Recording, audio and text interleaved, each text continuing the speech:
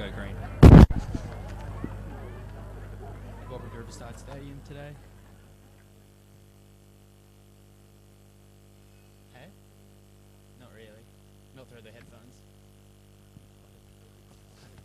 How are you going? How are you? I sent her a text. Yeah, I didn't realize she was in I saw she hadn't played the last couple of games. She's got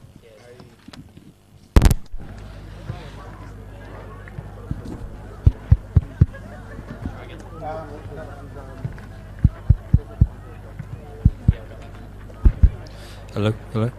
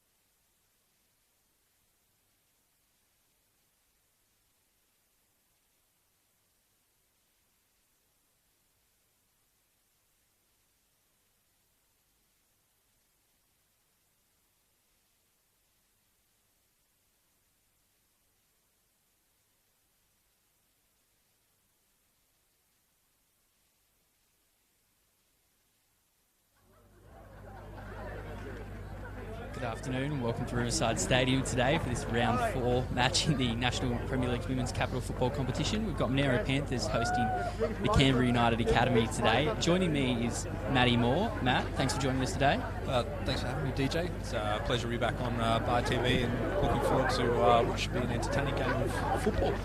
It's a double header at Riverside today with the official reopening of the refurbished stadium. Following this match, you can stick around on Bar TV. It's the Panthers host Canberra FC in the first grade men's competition. Let's have a look at the teams that we've got today. For Monaro lining up from the back, we've got Liana Hall in goals with a back four of Zoe Miller, Charlotte Grandy, Caitlin Joy and Alyssa Bozanovska. Midfield in Sienna Summers, Sigourney Dunk, Liz Edwards, Alicia Murinen and Sophia Furlow playing in behind Chris Yip Ao, the Singaporean international playing up top. They're normally coached by Ian Worthington, but Matty, Ian is away finishing his A licence today. That's really only a good thing for this team to have a coach upgrade like that.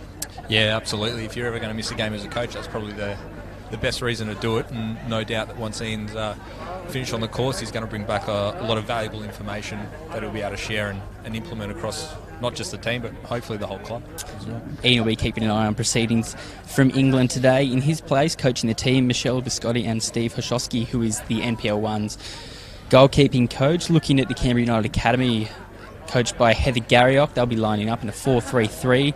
Alex Hinson starts in goals for the Academy. Back four of Emily Jensen, Annie Grove, Jade Truan, Steffi Legends, with Mia McGovern, Demi Nikias and Molly Lawless in the midfield. Up top, Hayley Taylor-Young, Sasha Grove and Isabel Mulhall. Matt, full strength Academy side today. It's a very talented team on paper. Yeah, absolutely. And you look at what's happened with them in the last couple of weeks, that huge win over Olympic in the last round, and then what would only have been a disappointing result for them in the Federation Cup, but pleasing to see that people like Hayley Taylor-Young have pulled up for today's game, and no doubt she'll be looking to fire all over again, but strong straight across the park there, as you'd expect from an Academy lineup. Absolutely. On the bench for the Academy today, Caitlin Skillicorn, Meg Roden, Jenny Hill, Elise Jensen and Bella Barak today has the chance to return after a long time out with an ACL injury. Matt, you've worked with Bella a little bit in the past. How good is it to see her potentially back out on the park today? Oh, look, it's fantastic, not just for her and for the group as a whole, but more for football in Canberra. I mean, she's probably one of the most technically advanced players we've ever had around the region, and someone who we've looked at for a long time who can change a game, make things happen. The X factor that every coach wants is what Bella Barrach brings, and hopefully she gets a run off the bench today, and we'll get to see a little glimpse of what she can do as she starts to build herself back to full fitness. Absolutely. Options on the bench as well for Monaro with Gabby Marcoulin, Cheyenne Gervin, Riley Whiteley and Kelly Sturden. A few of these players backing up from the reserves game just before, where we saw the Academy with an emphatic win. Matty, you mentioned before, a bit of talent in this Monaro side as well. Sienna and Riley both representing the region at NYC last year. What can we expect from those two today? Yeah, look, it's always good to have representatives there, and two young girls turning 16 who were at the National Youth Championships last year with the ACT side, and they're players that will absolutely, Sienna particularly in the middle of the park, should be able to bring a nice level of calmness, some good balance in the midfield. And has a good array of distribution as well, with a high work rate. And you look at somebody like Riley Whiteley, who's backing up after the reserve grade game prior, but if you need somebody to come in and lock a game down in that back four, she's an ideal candidate to do that, and someone that's going to, when she gets on the field, is going to create a big problem for the front three of CUA. Riley Whiteley, of course, the younger sister of Darby, who's just back home at the moment on break from playing college football in the US, another player who's moved on from playing Premier League football here in Canberra as we approach kickoff. As we mentioned, the first of two senior matches in this doubleheader today with the reopening of the refurbished Riverside Stadium. Traditionally a ground that I guess some people have been a little sceptical about, Matty, but it's looking pretty good today. Yeah, look, having been here a few times over the last, I won't say how many years, it has never looked better. It looks an absolute treat. It's almost enough to make me want to put boots on again. But really interested to see how it plays, and full credit to the council here at Queanbeyan for getting it up and running and refurbishing it. And hopefully this now becomes the ground that you want to play at because of the quality, and you dread coming because of the opposition, not dread coming because of the quality of the field. So it looks an absolute treat. Absolutely. I'm just about ready as the teams leave their Huddles today, a bit of international flavour to look out for on Monaro's side. We've got Chris Yip, our Singaporean international, who playing up front, also coaching Monaro's under-13 side this season. And Caitlin Joy at the back, who will have plenty of fans watching from Austin in Texas today as she lines up in that back four for Monaro. The academy set to get us underway.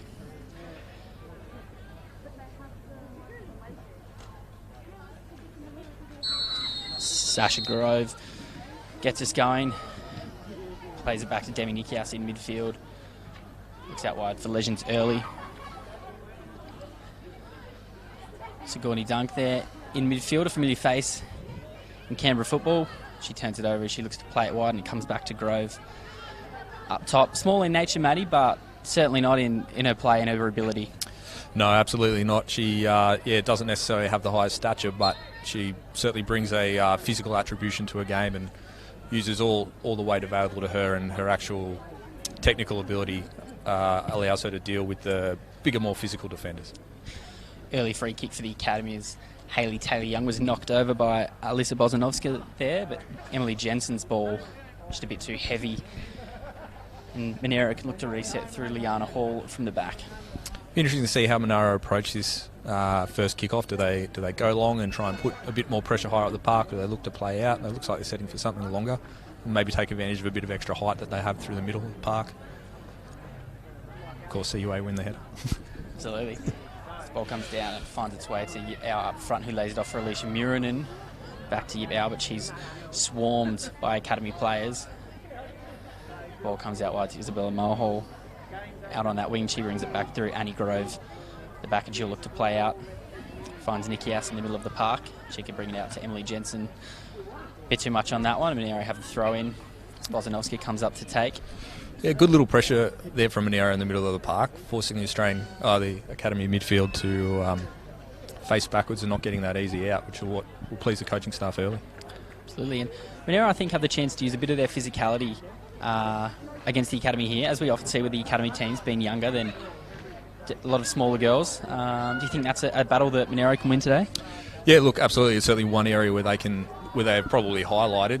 You look straight across the middle of the park there, and we spoke about Sasha Grove earlier, but also some of the other girls who are just coming back from little niggles and things like that. That gives them a great opportunity to not only put physical presence on them, but use the experience as well. So you create the illusion of perceived pressure without potentially having to actually make a tackle or make any interventions, which could play into the hands of Monaro going forward. So, excuse me, Charlotte Greeny plays the ball back to Hall here. Monaro doing a good job of winning it off the academy as they go forward. Hall plays the ball out wide, only as far as Mulhall. It might break here for the academy off a rebound. It's come through almost to Hayley Taylor-Young, but it's cut out well there by Grandy at the back. It's a lovely ball out wide to Emily Jensen. Can look back inside. Hayley Taylor-Young sitting a bit deeper here rather than up in the left wing. She plays it back to Jade Truan, recently returned also from a knee injury. Another young player who making a strong return from injury, Maddie. Yeah, absolutely. Her first start of the season today, and the last few weeks will no doubt have given her a great deal of confidence.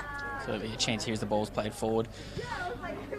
Alex Hinson quick off her line to quell any danger there from Monaro.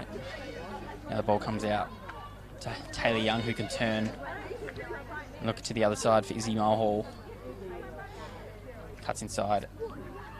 Finds Mia McGovern. Back out to Mulhall, who shoots from range, but it's just over the goal of Liana Hall. Early warning side maybe for Monaro, turning over a few times too many outside their box. Yeah, absolutely. I think Monaro will have to be very careful, especially playing across that back four. Anything that comes to the side of Hayley Taylor-Young will have to be precise with her. We spoke about the physicality of Monaro being able to get over the top, but Hayley Taylor-Young's one of those players with amazing amount of speed and a physical ability that if it's half an inch off, she's going to pinch it off and do what she did there and start to create openings. Sasha Grove nicks the ball off Grandy down in that far corner. Adam Powers signals for a Monaro throw. A bit of confusion down there. And Grandy wanders over to take that one just down in the left-hand corner. It's a tough spot to get out from here, and Grandy looks to throw it over the top. It's well headed down by Taylor Young. The rebound finds her, and she spreads it wide to Mulhall. Under pressure there and looks to feed it through to Grove. Straight into the hands of Liana Hall. Monaro can look to work their way back out again. I think a problem for Monaro here might be with a few plays backing up from reserves, we might see them tire during the evening. Yeah, absolutely. It's hard as a player to go out and play 60, 70 minutes in reserve grade and then sit on the bench and be asked to play another 20 or another 30. So the key for Monaro there will be their shape and discipline about how they approach the game to get them through. Monaro happy to sit back early as the academy play the ball around and doing a good job of forcing them away from goal so far. As Nikias comes out and looks to spread it wide to Steffi Legends out there on the far side. Comes back into McGovern, whose flick is turned over. Ball comes back out to Legends, who can play it to Mulhall out on the right. She looks for McGovern again, and now it falls to Grove in the middle. And Taylor might get a foot to it here. Liana Hall does a really good job to get her hands to that one, save it out for a corner. Bit of danger there for Monaro, Matt. Yeah, quality save there by the Monaro keeper. Came out well and strong, but again, it's just that little ball and that explosiveness of Hayley Taylor-Young to be able to potentially get on the end of that ball and make something out of nothing. We're starting to see a little bit of a different challenge for Canberra United Academy here. They've played on the counter-attack for most of the season, and now they're having to break down a well-organised and well-structured back four. Corner's played short. Out to Emily Jensen, who'll look for Taylor Young at the top of the area. She plays it back down to Jensen. Shouts for offside from the Monaro defence, and Jensen's cross is just over the bar. Hayley Taylor-Young, as we mentioned, a danger here for Monaro. She scored 9 goals in 3 league matches so far before leaving the field early in their Federation Cup game against Belconnen the other week. Would have been a relief for Heather Garriock, Matt, for Hayley to get the all clear for this one. Yeah, absolutely. You can't afford to have players the calibre of Hayley. You said it, 9 goals already this season, 6 in 1 game, and if they're not available, that certainly has an impact and changes the way you're going to have to play. And as I mentioned before, Canberra United Academy's spent a lot of time on the counter so far this year, and her speed is key to that. McGovern has a chance here after being fed through by Sasha Grove, but Monaro do well to get across and a free kick. Is that for offside down there? Didn't quite catch that, but regardless, chance to relieve the pressure with a long ball here from Hall if she decides to take it. Yeah, and a nice little interchange there from Sasha Grove and Mia McGovern. Mia McGovern playing in the midfield role and Sasha dropping off and Mia pushing forward, just to create a different dynamic and ask a few different questions of the defence there for Monaro. Ball comes forward and it's cleared out by Annie Grove, and Mulhall can look to find Annie's sister Sasha up top, but it's well read by Caitlin Joy, who can now look to move forward. The American maybe had her ankles brought there, and she finds Chris Yip out in the middle, who looks to almost chip the ball, but it's gone just wide of Alex Hinson's goal. Dangerous sign there for the academy with how quick Monaro were able to move the ball up there, Matty. Yeah, absolutely. We mentioned the academy playing on the counter. It looks like Monaro's done the same thing there, and a great break there by Joy, who found Yipao, and Yipau's one of the players I'm really excited to see today, who potentially could cause all kinds of havoc. Got in between the 2 centre-backs nicely there to create a good opportunity. She'll be disappointed that she didn't finish. Hinson looking to play it out along the ground here to Jade Truan. This is an area where the academy struggled against the press of Belconnen the other week, but they've found an outlet here, and Mulhall can take on Zoe Miller on that far side, and Miller does really well to win the ball out for a throw-in. Hinson worked it out well that time, but Monaro seemed to have the right idea in forcing her to play long and stop those short passes out from the back. Yeah, absolutely. Monaro will be looking to disrupt that, and you mentioned Belconnen were able to do that and have an effective press where it looks to be that second ball from Canberra United. That's the one, if you can put pressure on, you'll get some success.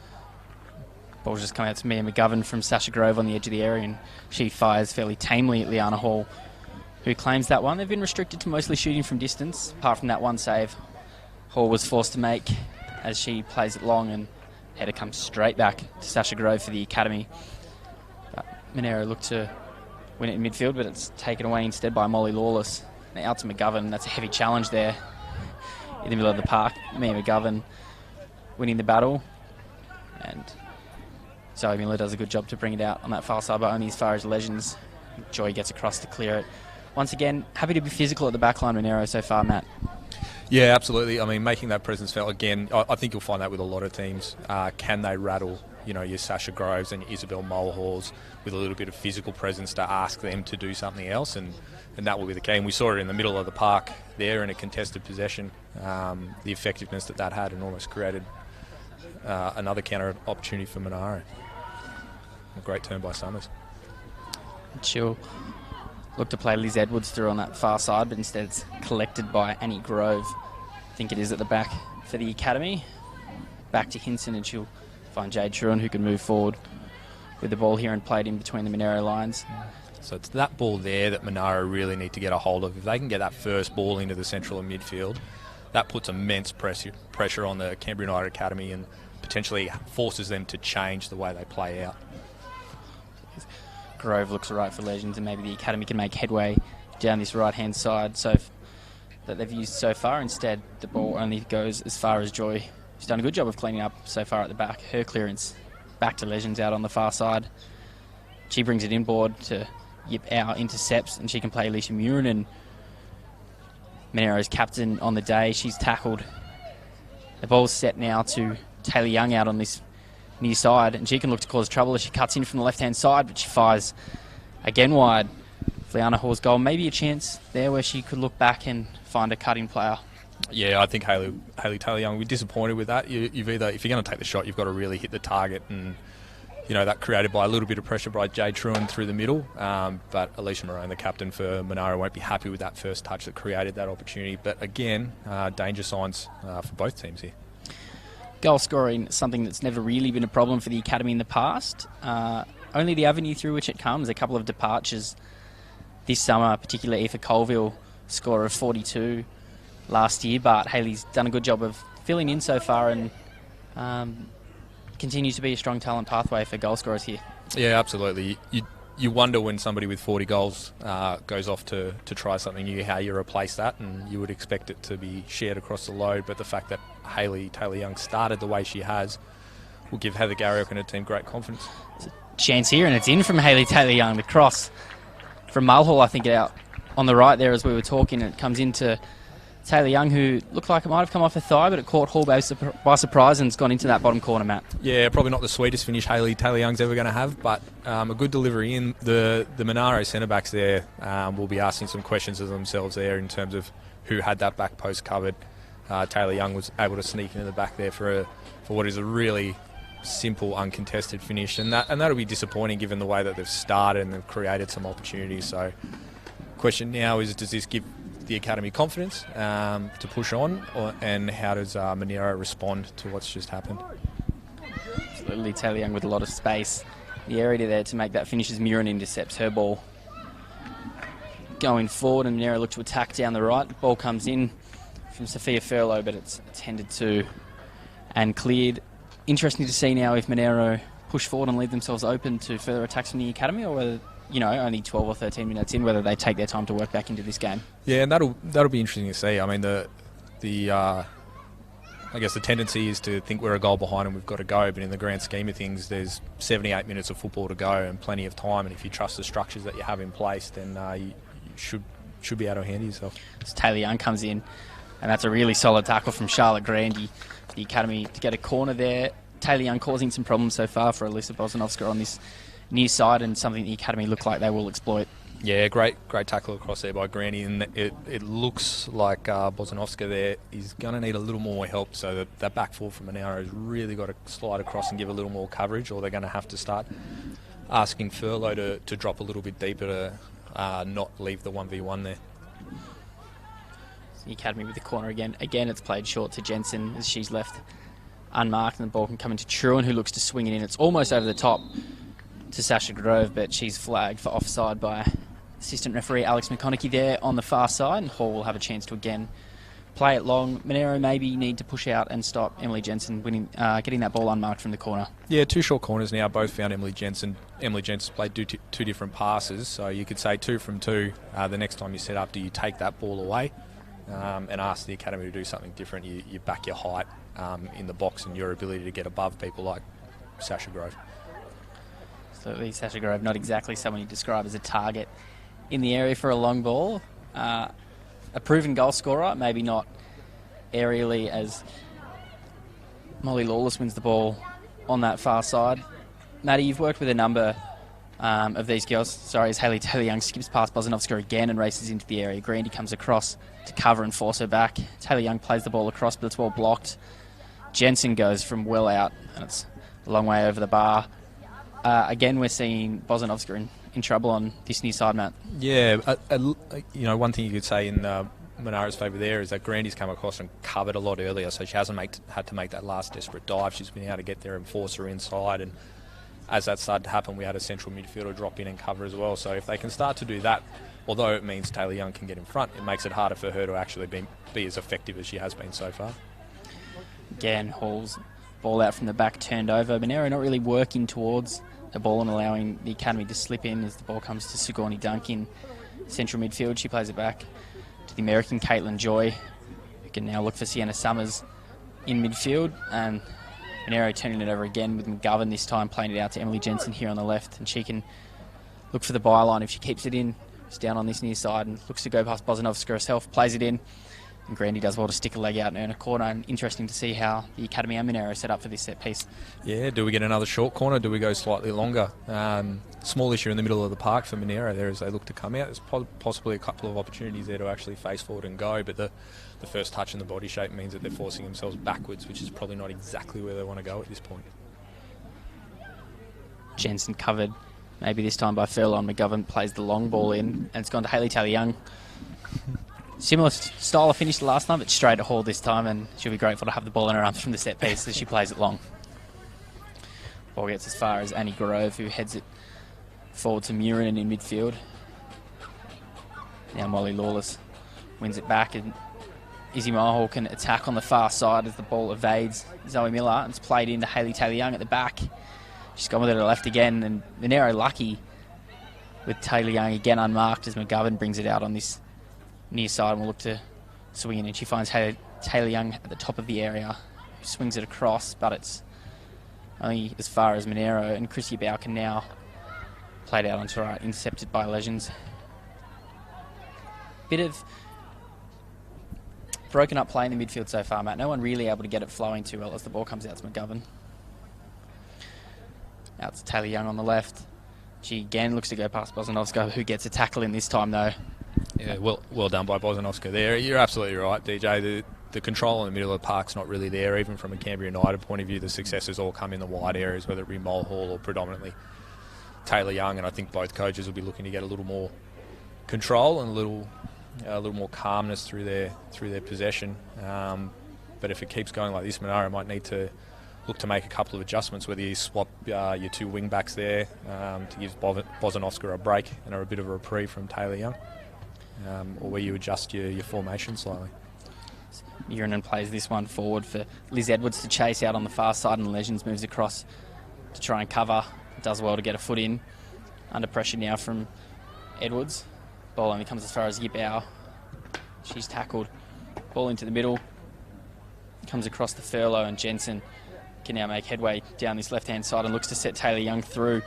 She'll come up against Bozanovska once more and skips past her again. Will she look for goal? Oh, that's a great tackle from Grandy again, who's doing a lot of legwork to come across and help out Bozanovska on this near side. Yeah, absolutely. Great cover by Grandy there. Taylor-Young again there, just basically losing her play with her pace and her explosiveness there. And the question will start to be, does Hayley Taylor-Young vary it? Because Grandy's come across twice now and taken that away from her. So what does she do next time? Does she drive inside early maybe?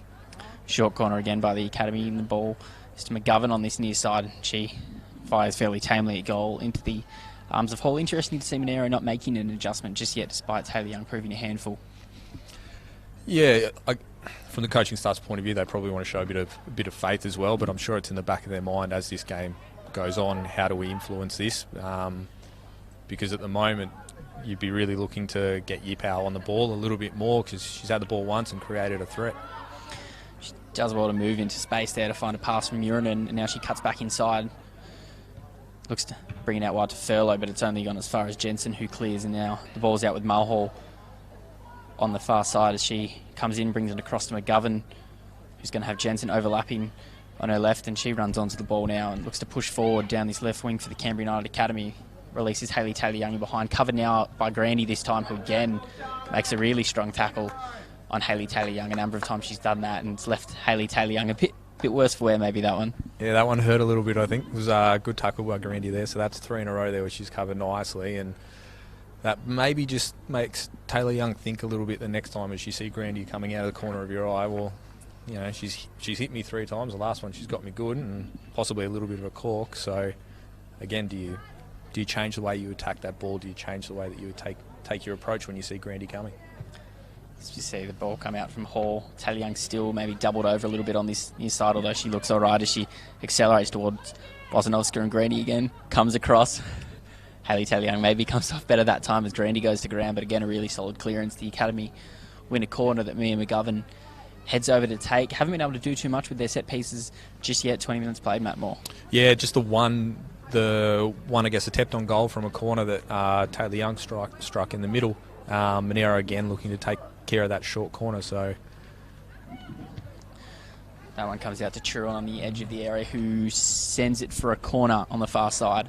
It's never a good result when you've taken a shot at goal, and maybe a better result though. It allows them to trap the ball in that far corner rather than allowing Monaro to release from a goal kick. Yeah, absolutely. You get it into that corner and you'll be looking for that tight press there as Yip out nips it and goes. She's proven herself to be quick so far, and she's fronting up to the Academy defence, and that's a really good tackle there from Annie Grove. She brings the ball back inside to Nikias, and the Academy look to reset. But Yipau causing maybe a couple of problems for the Academy defence so far as Monaro win the ball back in the middle of the park. Yeah, absolutely. Yipau again. 3 times she's had the ball, I think, and 3 times she's looked to create. The trick now for Monaro is that she's starting to get a little bit isolated because Monaro have had to do so much defensive work that they're not necessarily proactive in that transition moment. And any striker will tell you they're only as good as the help that is provided to them. And if they can get a little more support to Yipau, I think that'll really change the dynamic for them going forward. That's a free kick for the Academy as Sasha Grove is bundled over by Grandy in midfield, who's not hesitating to use her physicality so far and has done it very well as the ball comes to McGovern, and she looks out wide for Steffi Legends, and there's maybe a bit of an overlap here. Monaro do well to win it. Now Murinen on the ball out on that far side.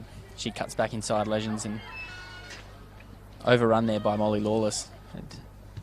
Maybe needed a call from a teammate there to alert her to the presence of an opponent. Yeah, you can just see there as Murinen cut inside that the balance through the Monaro midfield wasn't there. She didn't necessarily have that simple option to allow them to keep control of the ball and keep going. She had the long switch ball across or the resulting turnover there. So that Monaro, so you'd be looking there at Summers and Dunk there to provide a little more support on the angle there to allow them to keep some more controlled possession as we go for another corner.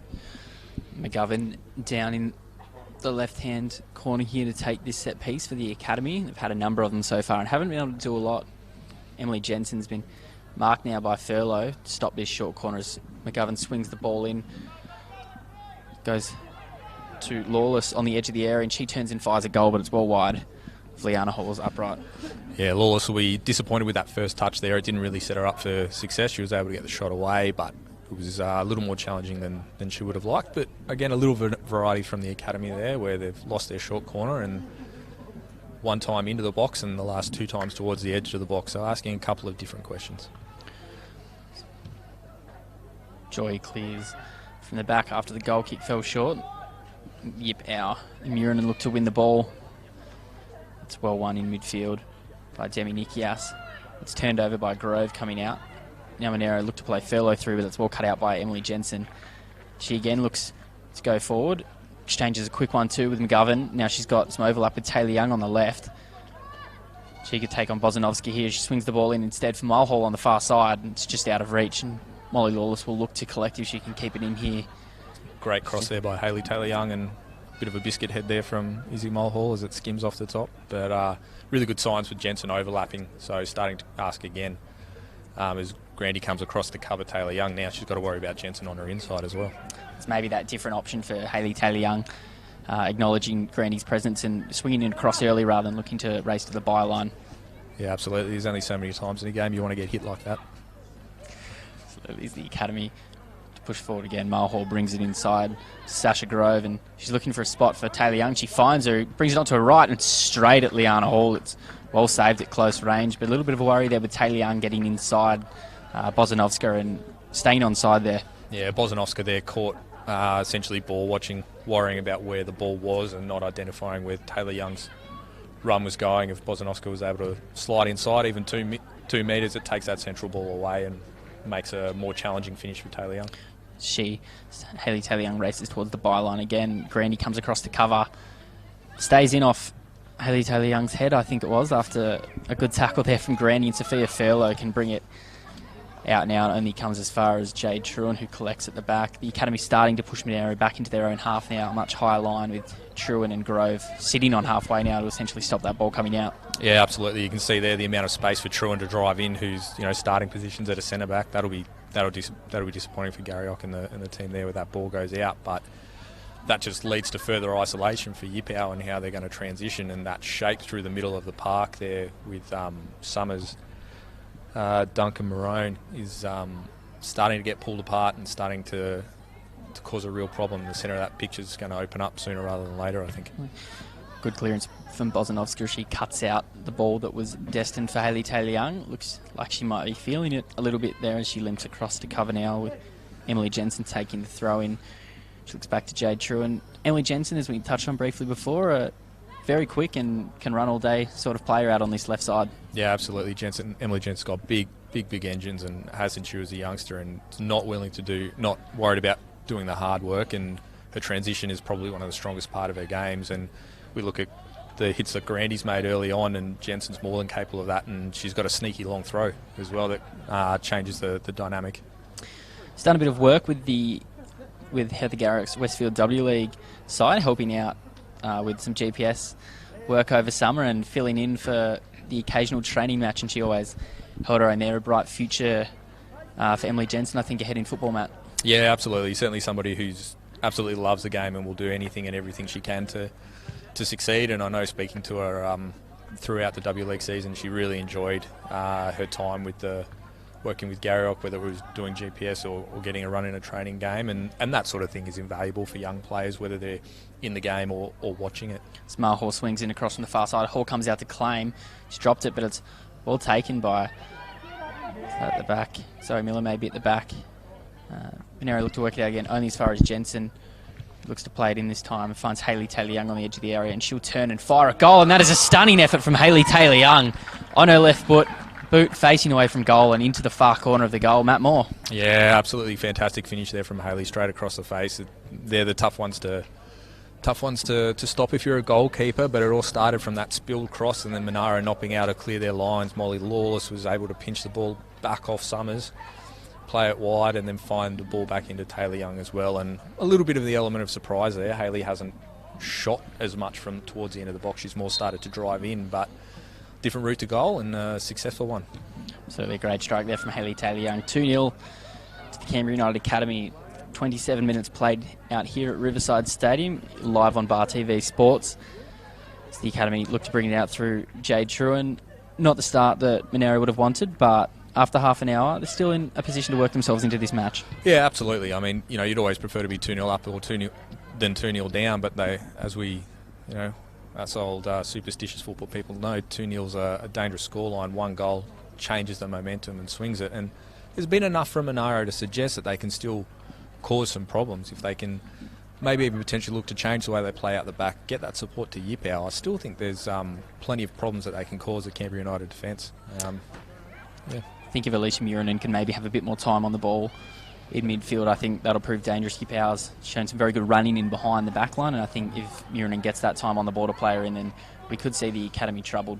Yeah, absolutely. And Murinen's got one of those players who can shoot from distance as well, so that presents a different challenge for a young goalkeeper like Alex Hinton as well. Yeah, an excellent goal she did score against Tuggeranong last time they played here, as Yippow looks to flick it on through and goal, and Hinton rushes out and claims it well.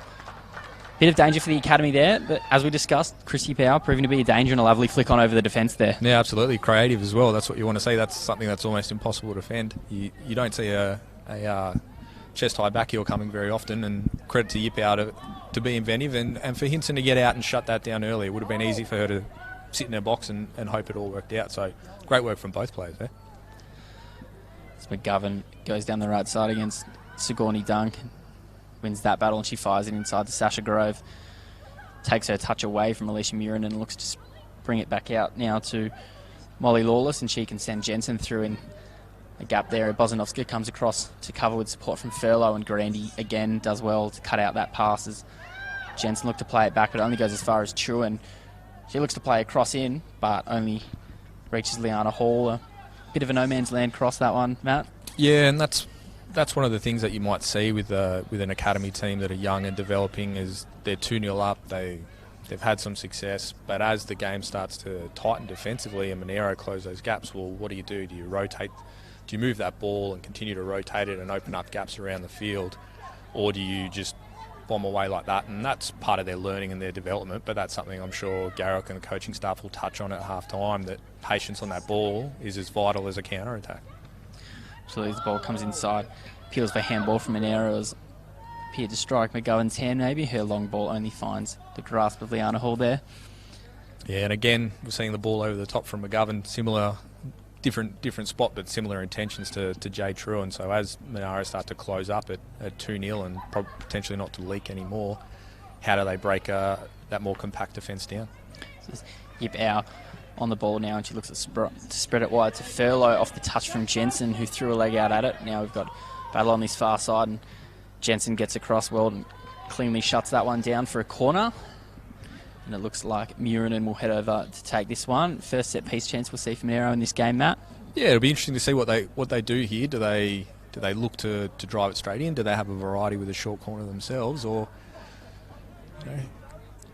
looks like they're piling up that 6? So you would think with the young goalkeeper like Ali Hinson, maybe drop it right in that area and ask her a couple of questions and test the confidence early. Murin looks to hit this from behind the trees where we are and swings it in. It's a good ball in. It's maybe a bit too heavy, and Lawless has a swing at it looking to clear it, and Annie Grove races across to get on this one and dunk. Almost shuts it down, but Grove keeps it in, I think, and looks to play it long, but Liana Hall will come out and claim that. A bit of a danger there with how quickly the Academy can move forward from that set piece from Monaro, Matt. Yeah, absolutely. And we saw that against Canberra Olympic a few weeks ago, where they absolutely went straight through Olympic on that counter-attack, and their pace and their young legs is something that make it really hard to counter, because they can go all day and they've got a number of explosive players.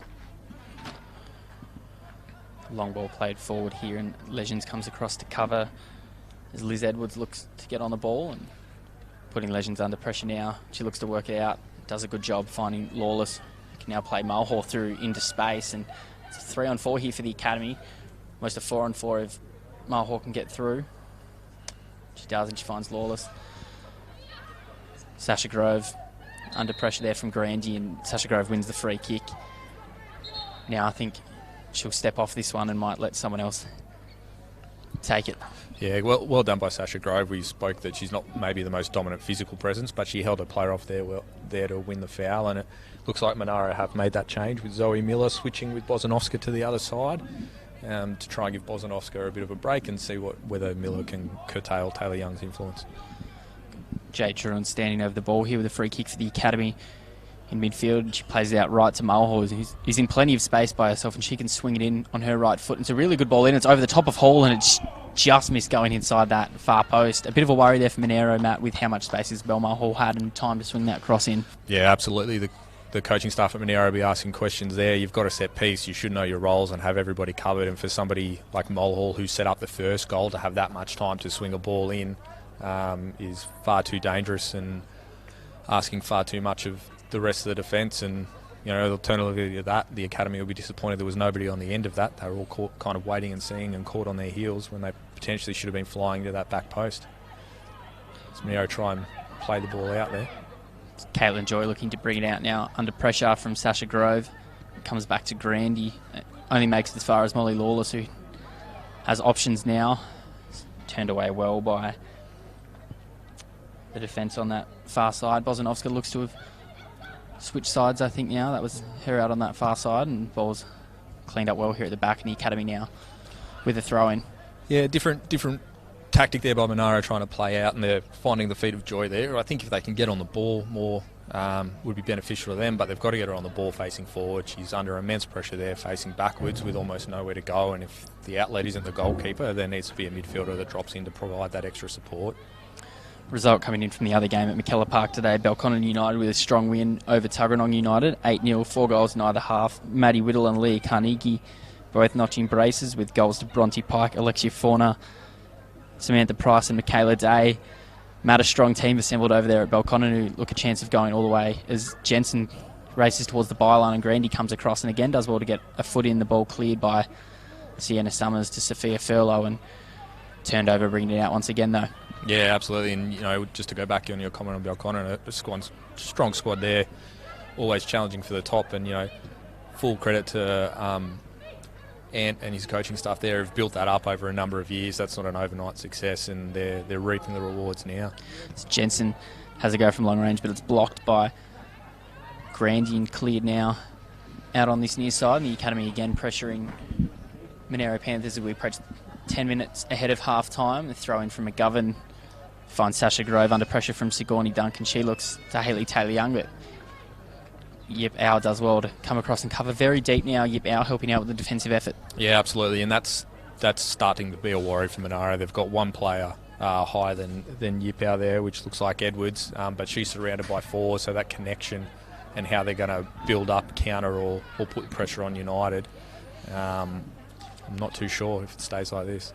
So Mulhall again working in space on the right, looks to cut it into Grove, but it's well cut out there by, looks like Caitlin Joy now bringing it out from the back, and Urinen cleans up and now can look to play Liz Edwards into space down the right, and that's a foot race now with Annie Grove as she looks to bring the ball into the box, and Annie Grove does really well to force her off the ball there, and bring it out now through Molly Lawless, and Monaro a bit slow to reset and get back from the attack here. Yeah, absolutely. Great ball by Monaro over the top there, and Edwards and Grove in a nice battle, and Grove using her physical presence there to just sneak in front and win the ball. But that would be pleasing for the Monaro team. Jensen doing well to win the ball off Furlow and knock it out for a throw-in. And it's now Zoe Miller switched across to this near side for Alyssa Bozanovska, and she'll look to throw it in over the top. Only gets as far as Jensen. Her clearance finds Sigourney Duncan. Now Murinen on the ball in midfield. Battle of the 11s as Mia McGovern bundles her over. And we've seen recently Alicia Murinen can prove to be a danger from this sort of range from set piece, Matt. Yeah, absolutely. Affectionately known as a lefty, Moreno, who can knock a ball 20 or 30 metres and can potentially hit those top bins. So it'll be interesting to see what happens here.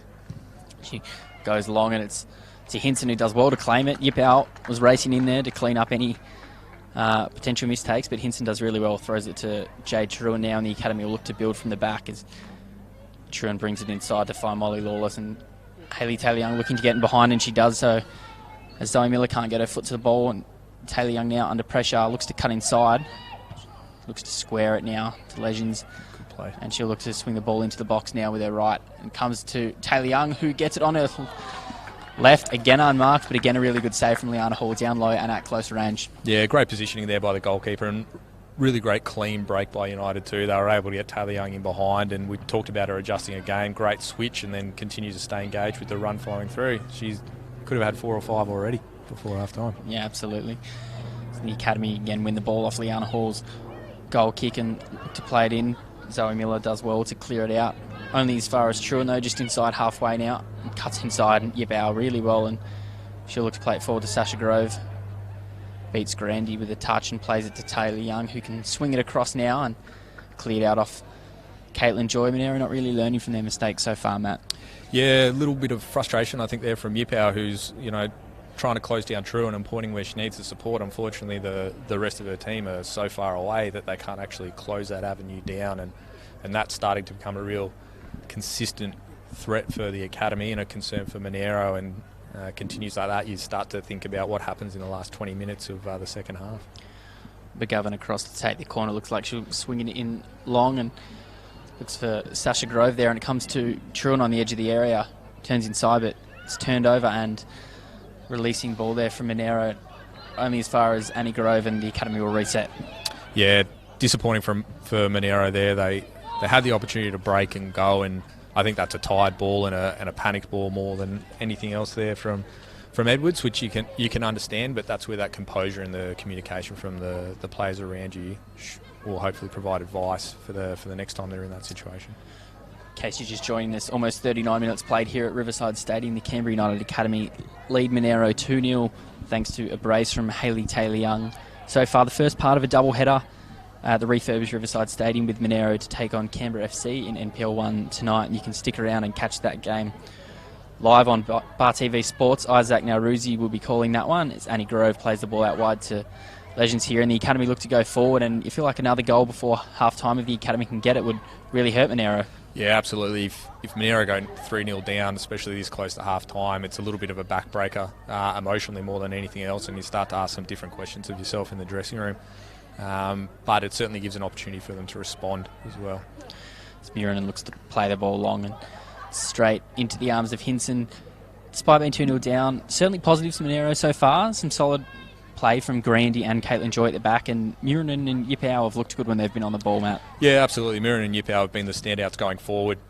They're asking different questions. Sasha Groves released with a really good ball from midfield, and she's got time and space, and she slots it home past Liana Hall, and that's that third goal we were talking about, Matt. Maybe a bit of a tired showing at the back there from Monaro. Yeah, that'll hurt Monaro there, and that's... You look at the ball in there behind for Sasha Grove comparing to the ball that came through from Monaro from Merinan before, where Merinan's was kind of a hit and hope without any necessarily direction or intent behind it, and United's been able to turn around and capitalise that, and that's been the difference in terms of going forward. But again, 3-0, that'll hurt Monaro going in the dressing room. Jensen wins the ball under pressure from Furlow and plays a good ball out to Sasha Grove, who's dropping a long way back to receive that one, brings it into Lawless. She's got Legends out on her right. And that's where she opts with Mulhall now overlapping. Legends is forced back there by Sienna Summers, and Mulhall now gets it from Mia McGovern. She can swing it in. Sasha Grove is at the back post here, unmarked, and Liana Hall comes out. Can't get it. Zoe Miller does really well under pressure to clear that. The defence left wanting a bit there, though, with another unmarked academy player racing into the area. Yeah, absolutely. Caught ball watching a little bit there, the Monaro defensive unit there. And, Sasha's small, but you can't afford to take your eye off her and not know where she is at any particular point in time. Furlow looks to play the ball long and gets it up top for Liz Edwards, fighting inside there against the academy backline. And McGovern plays a really good ball out to the right to Izzy Mulhall, who'll turn and has time to play an across over the top of Caitlin Joy, and it comes in over the top, beats Hall. Now Sasha Grove. Zoe Miller does well to clean up there at the back. A better showing there in the box from Monaro. Yeah, absolutely. Scrambled well there, and you had Miller at the box taking care of Grove, and a great switch there by Mia McGovern to get in behind. And now you'd start to look at Izzy Mulhall and say, okay, you've had 3 or 4 crosses now that are going straight across the face of the goal. Do you now look to adjust and hit Mia McGovern towards the top of the box as opposed to just hitting that back post all the time? McGovern swings in another corner from this near side. She's starting to wear out the turf down in that corner. I think, Matt, we've seen 7 or 8 corners probably there for the academy so far. Hopefully not another refurb required in that corner. Absolutely. Mate. We'd hate for her to do that to this pristine new turf out at Riverside Stadium, which we were discussing earlier and which will be officially reopened in between games here as the ball's played back across to Annie Grove and she exchanges passes with Jade Truen. There's better setup from Monaro here, so they've got the defensive shape, but now that one-on-one dive creates all the havoc. Absolutely. Jensen brings it inside for Grove, who's under pressure, and Charlotte Grandy does really well to win it there, and now she has to look for a play. She does well to get her head up and find Yip Au, who can now release Sophia Furlow out on this right side as she looks to bomb forward and comes inside. Jensen, not a lot of support though for Furlow as she brings inside there, apart from really Yip Au and Liz Edwards on that far side. Yeah, you look at that transition through, and Yip Au had the ball and she's been able to play it out, but there's 5 or 6 academy players with only maybe 2 Monaro players there. Makes it very difficult to break down, and that's where we talk about the connection in transition, where Summers and Dunk, who've been working hard in the midfield, potentially need to provide that angled option, or even Moreno there, who potentially was another option but got caught behind players instead of adjusting her angle. A couple of results from around the grounds today. NPL 2 round 3 kept going this afternoon. White Eagles Football Club with a 5-2 win over Narrabundah. O'Connor Knights with a 4-2 win over Southern Tablelands, and Wagga City Wanderers picked up a 3-1 win against ANU. They're the new team on the block in the competition, joining the NPL 2 and the NPLW this season. Matt, as Emily Jensen fires wide there, what do you think the introduction of a team like Wagga can do for a competition like the NPLW? Yeah, I think it's fantastic. It gives a nice variety. It's something that we haven't seen too often within the region. It presents a totally different challenge, different footballers, different styles.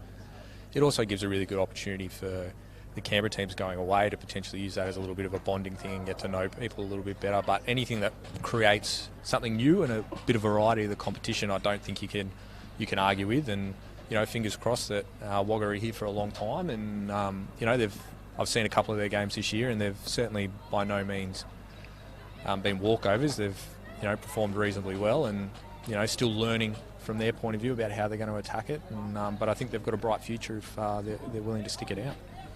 Absolutely, a boost for young players in that region as well to be exposed to maybe a higher level of football, and to teams where there's a pathway. As Summers cuts inside and brings it back out to Liz Edwards, and it comes to the top of the box. Sophia Furlow looks to tackle Jade Shuren, who brings it out, and the ball comes now out to Emily Jensen.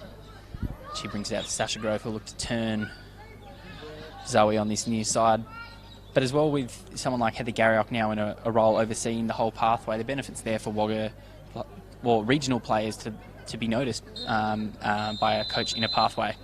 Yeah, absolutely.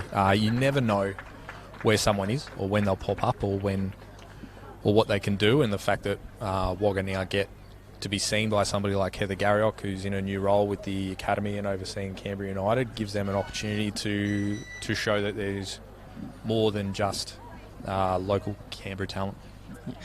Half-time here at Riverside Stadium. The Canberra United Academy leading Monaro Panthers 3-0 thanks to 2 goals from Hayley Taylor-Young and 1 just 5 minutes ago from Sasha Grove as we approached half-time. This is the first game of a doubleheader at Riverside with the reopening of the refurbished stadium. Stick around and we'll be back shortly for the second half of this clash.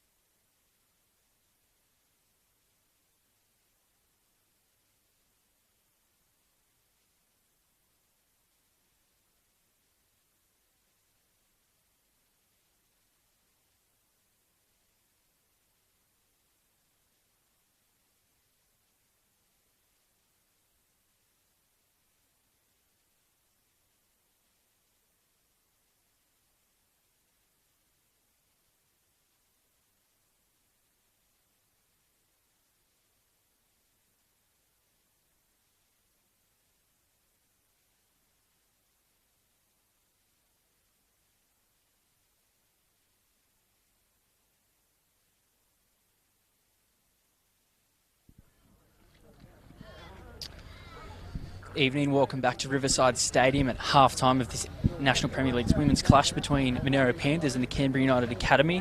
The Academy 3-0 leaders at half-time thanks to a brace from Hayley Taylor-Young and a goal laid on to Sasha Grove. Matt Moore's joining me tonight. Matt, a little bit of work to do for the host in this second half.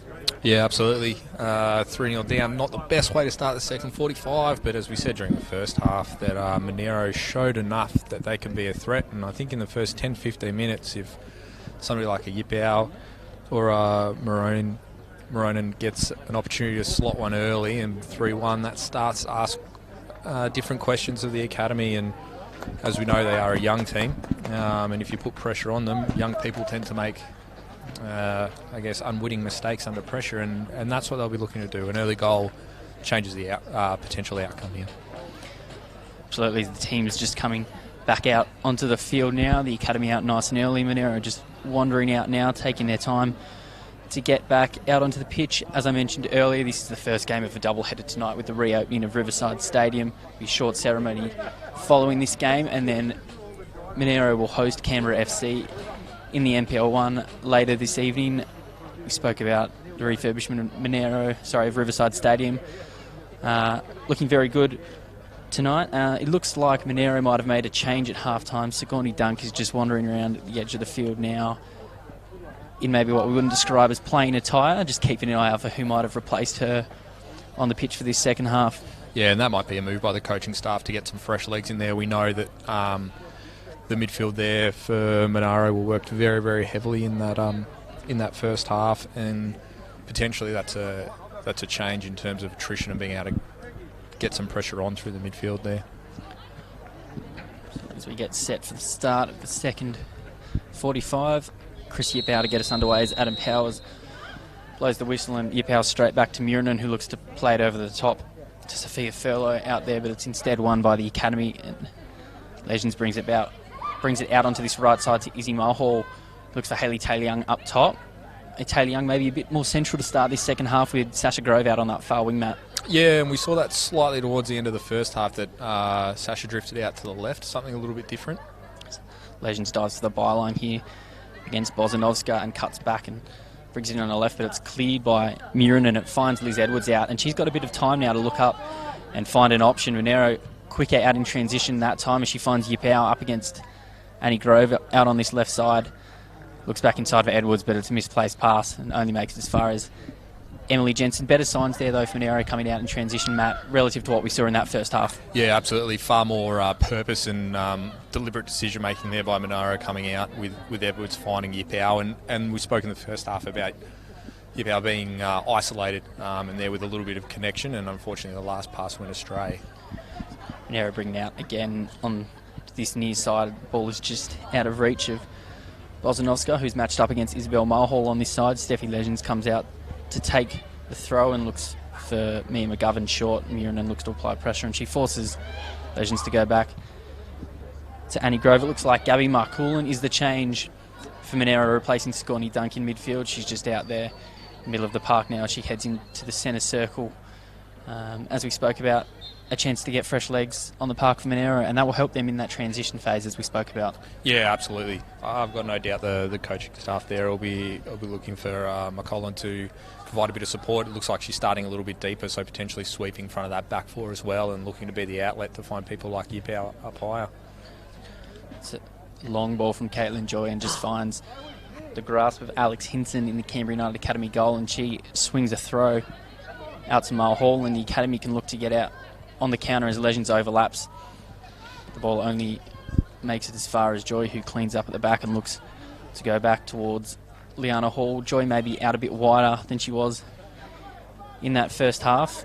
Hall's clearance only finds Mulhall, who plays a quick 1-2 with Legends. Back to Mulhall.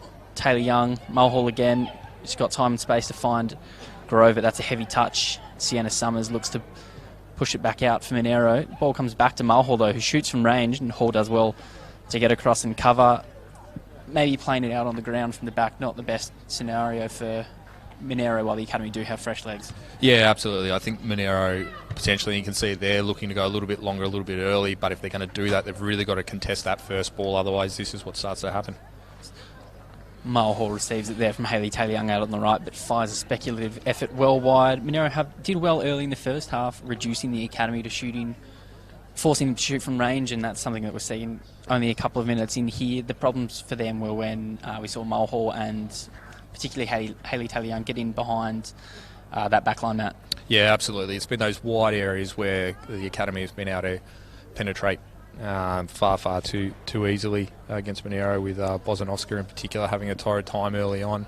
But you also look at potentially some of the opportunities that Monaro have had from free kicks. We look at the last one that they had, and a couple towards the end of the first half, where the decision making on what the purpose of that ball is seems to be a little bit inconsistent, where it's almost we'll put it long and we'll be hopeful, as opposed to can we get it in behind the back four and get somebody onto it, or can we actually drive that ball in and take that shot at goal.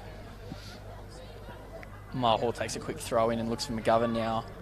She's got herself into advanced position, but she's robbed of it and gets to Yipau, and Murinen, who looks to almost nutmeg Legends. Yipau active again, straight onto the ball, and she can bring Monaro forward here. Plays it into Sienna Summers, who looks back out for Murinen, taking it under pressure from Legends, and now she looks to play Liz Edwards through, but Alex Hinson quick off her line to stop that threat, and the long ball there now puts the academy right back up in Monaro's face, up the other end, as Hall's forced to clear out towards the sideline, collected by Charlotte Grandy again. It's out of play on that far side now with a Monaro throw in. Yeah, nice little break of play there from Monaro. They got through and there was some nice combination. Last pass maybe a bit heavy, but they were able to connect and actually break through in between those two centre-backs. And if you can get through there in between Annie Grove and True, that'll start to ask different questions, and well out by Hinson. Mulhall again collects it on this near side and again finds McGovern inside. Her pass is misplaced though, and Sophia Thurlow can capitalise on that in midfield. Looks to send Edwards through, but Jade Truen is alert to the danger and collects back there before looking up for Sasha Grove. Again, the ball's forced out of play by Zoe Miller there. Not a whole lot happening right in the middle, a lot more kind of front to back play so far, Matt. Yeah, similar to what we saw at the start of the match, where the midfield really haven't got control yet, and both teams are looking to get in behind early and create problems that way. And if you can settle first and get control of the ball, that'll be interesting to see which team does that and who can take advantage. Mulhall, McGovern attempt to play a 1-2, but it's cut out well there at the back by Bozanovska. And Yipau has a chance on the ball now to go forward. One out against the defence though, and she's met by Annie Grove and Jade Truen. Collect it, Mark Hall, and looks to drive through the midfield, and Urine sticks in a leg, and Liz Edwards wins it back for Monaro.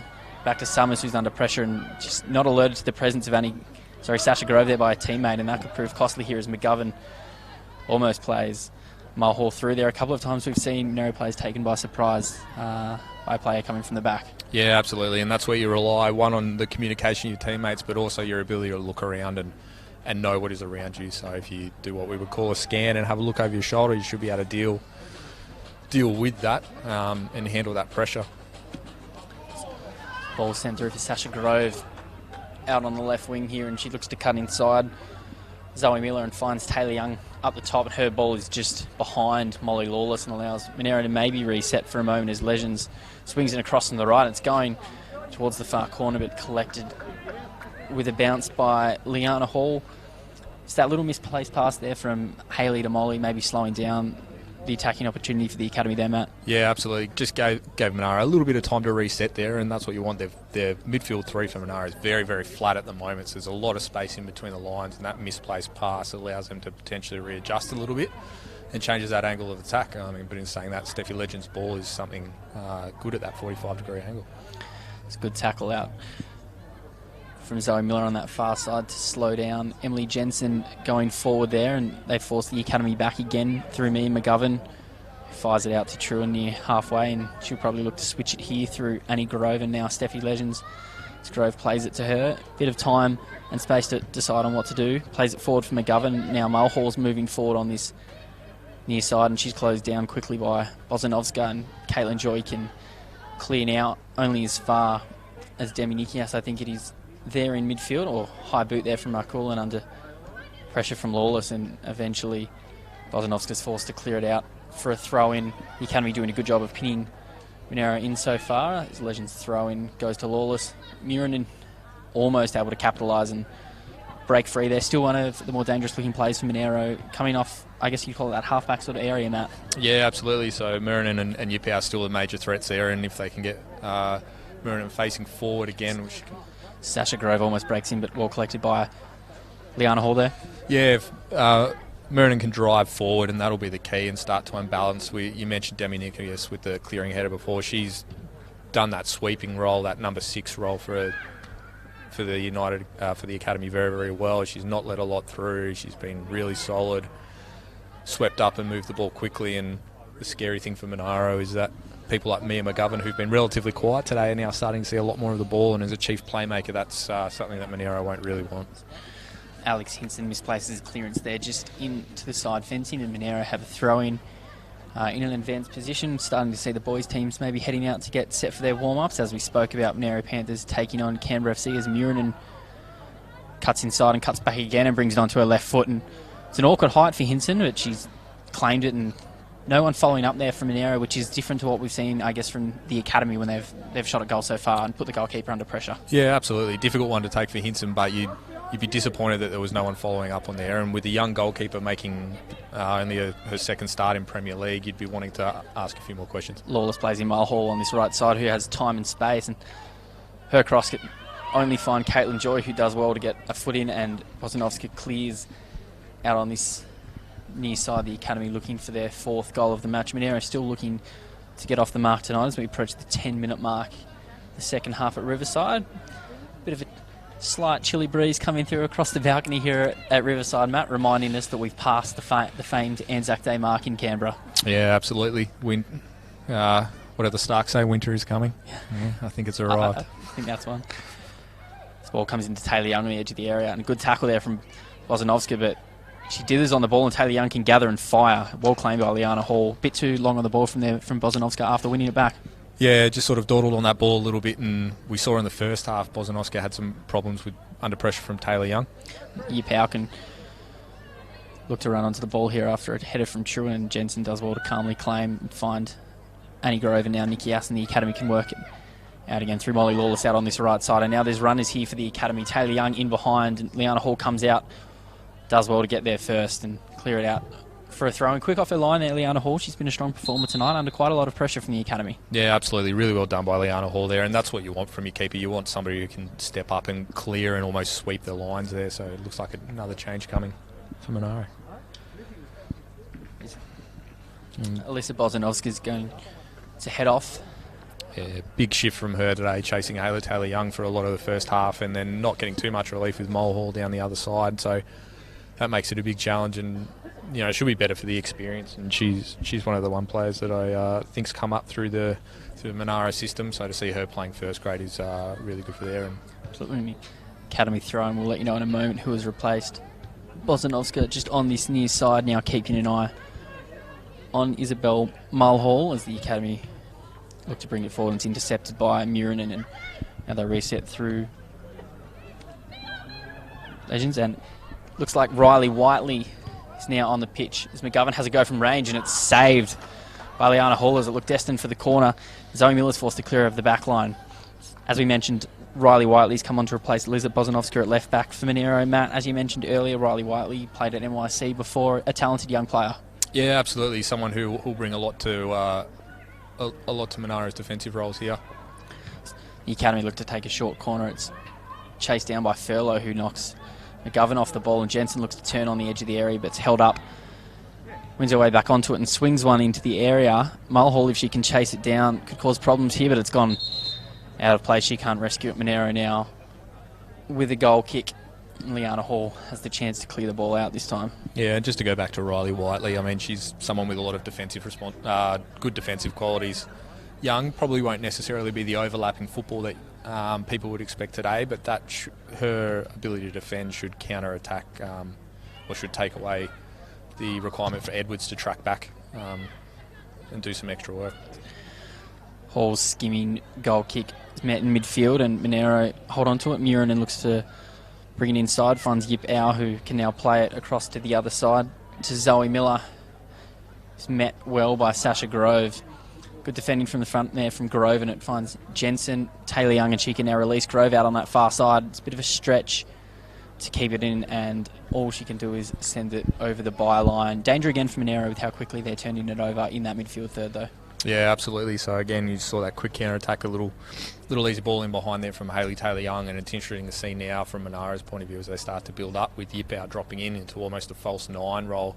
So there's 2 centre-backs that are unaccounted for the Canberra United Academy, and their 2 wide striker wingers are starting to come in really central, which is making them very narrow, which doesn't give them a lot of room to play in. And I think for the development of their game, they probably need to stretch that field a little bit more and ask a few more questions and make the centre-backs accountable. If you can put some pressure on Annie Grove, who's not maybe the most technically gifted, she'll work all day, you might get some success through there.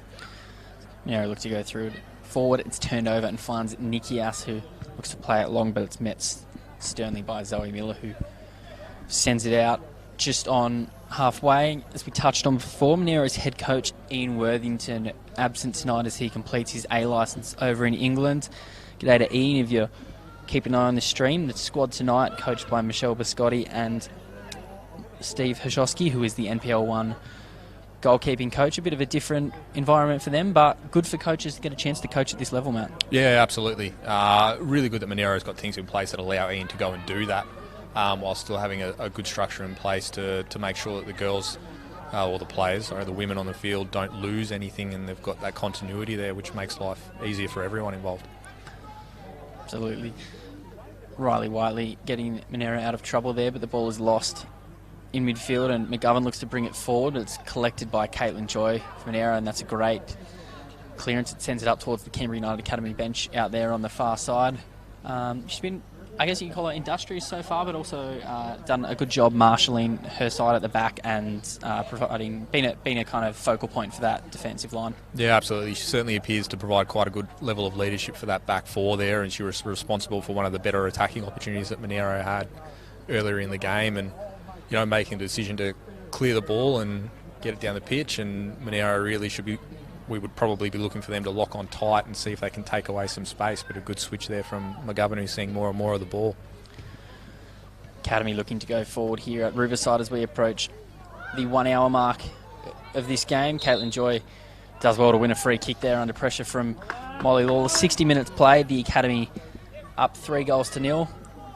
Capital Chemist have partnered with Capital Football for the Capital Chemist Volunteer of the Year award this year in Canberra football. Do you know someone at your club whose contribution makes a difference? Vote for them now for the Capital Chemist Volunteer of the Month for April at capitalfootball.com.au. Just to touch on Joy again there, she raced out of that line in that back four, but recovered really nicely to win the ball and win the free kick. Unfortunately, they've turned it over again, but again, showing the qualities that you'd want from a defender. Absolutely. Lawless looks to bring the ball forward out on the right and finds Taylor Young, who turns inside and goes on her left. And Hall does a really good job to palm that away at the near post. Liana Hall keeping Monaro in it just after the hour mark of this game, and the Academy look to go through a corner again now.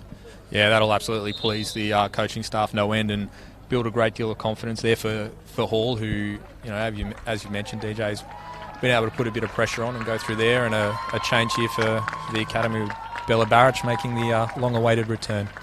As we mentioned, Bella, who went down to a knee injury during last year's campaign with the Academy. Great to see a young player back from a knee injury. It'll be interesting to see how she goes in the midfield tonight as the Academy look to attack from this corner.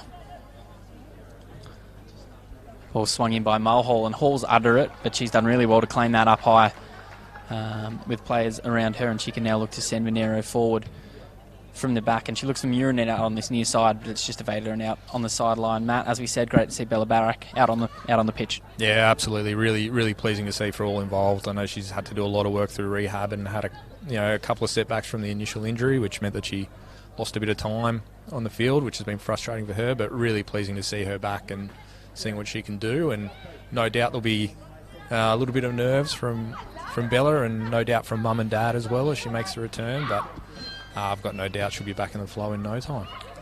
Absolutely. It's a talented young player who's scored some spectacular goals in her time, including an opener against Belconnen United at the AIS during last year. No stranger to a big stage as Monaro look to press forward. Annie Grove under pressure here from Liz Edwards at the back, but Grove does well to bring it out. Now she can look for the legends out on the right-hand side.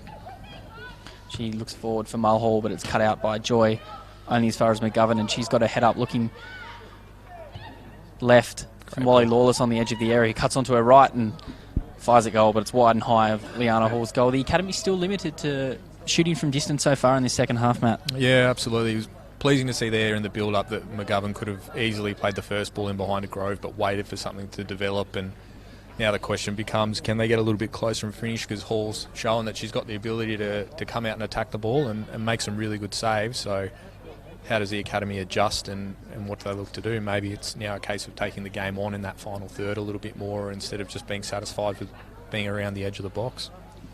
Legends forced back from the throw-in to Annie Grove. She can now square it to Nikias, who's sitting in that back line. The ball only makes it as far as the battle of the 211s, McGovern and Murinen, who have been going at it in the middle of the park all night. Monaro can now look to release through a free kick that Caitlin Joy is standing over in the middle of the park. A good battle so far between Murinen and McGovern, two very talented young players, Matt. Yeah, absolutely. It's one that's sort of been evenly fought. They've both got away from each other at different points there and created issues. Murinen, who's been through the Academy system previously and lived through what Mia McGovern's living through now, and both with a bright future in Canberra football. Absolutely. That long ball forward there from Joy was just headed on by a Canberra United defender, and Murinen now heads across to take the corner. Let's see what Monaro can do with this set piece.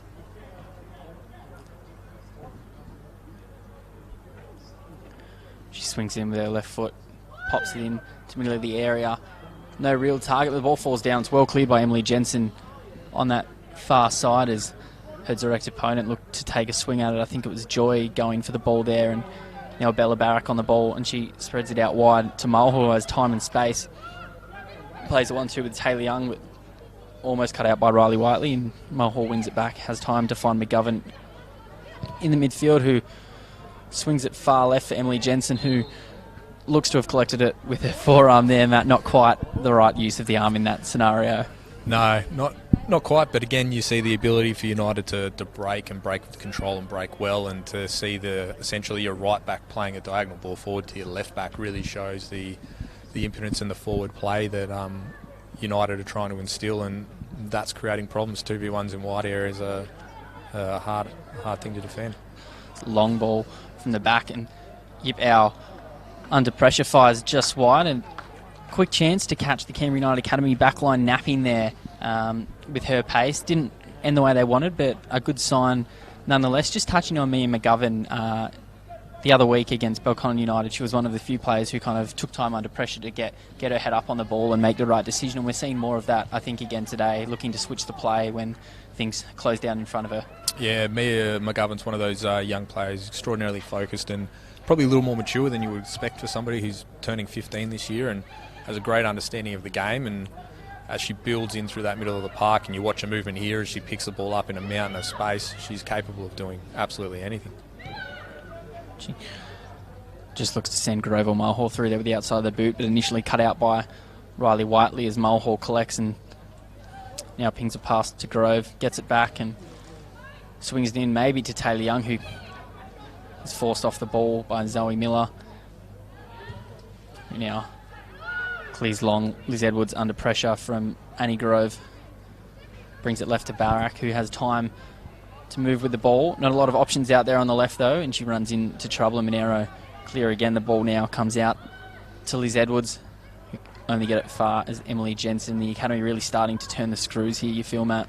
Yeah, absolutely. Monaro getting deeper and deeper into the game here. They're getting stretched. Their front line to their back line, those gaps are almost the full length of that half of the pitch now, and that's giving the Academy so much time to play in. It also means that when they do get the opportunity to win the ball, they're too far away from each other to actually necessarily take advantage of it. So they're really going to need to work hard on closing down those spaces, because when they've done it, they've turned it around and have actually created some problems. Good chance from a set piece here on just outside the 18-yard box after Mulhall was bundled off the ball. Mia McGovern standing over it now. Mulhall in plenty of space to receive it now. Out on the right, in fact, a very dangerous chance if McGovern can slide a ball through there. She goes for goal and goes sailing over the top of Liana Hall's crossbar, and Monaro can again look to move it out. A bit disappointed with that set piece, I think, Heather Garriock might be. Yeah, absolutely. It's one of those things where, McGovern's probably had three options there. Does she take the shot? Does she slide it down the line, as you mentioned earlier, or do you put it towards the top of the 6-yard box and create a contest? And given the saves that Hall's done earlier, you'd probably think the ball down the line or the competition at the edge of the 6-yard box, where they've actually been more successful than I would have anticipated today, was potentially the right one to go. But we're 15, we're learning, and we'll see what happens the next time she gets the opportunity. Not wrong, was Monaro with a throw-in. Only makes as far as a Canberra United Academy player, and the ball comes back to Taylor Young. Now Molly Lawless in the middle. Yip Au trying to force her off the ball. But now comes back to Nikki Ass and Annie Grove. In the back line, Mulhall now with the ball out on the right. Looks to play a 1-2 with McGovern, but the bouncing ball caught McGovern unawares. Mulhall now can push forward. It's cleared well off Isabel Mulhall, and it's now Monaro throw-in on this new side. A bit less action in this second half, Matt, than the first, but I think there'll be one team more pleased with that than the other. Yeah, absolutely. It's one of those things where at 3-0 and the academy's starting to feel comfortable, and this is the danger. Do they start to take the foot off the pedal a little bit, which gives Monaro a bit more time to start settling and getting into their game a little bit more, which, we mentioned earlier, one goal could, flip it on its head, and that's the danger with a young team that oozes confidence and goes. Is Barrage makes a great run.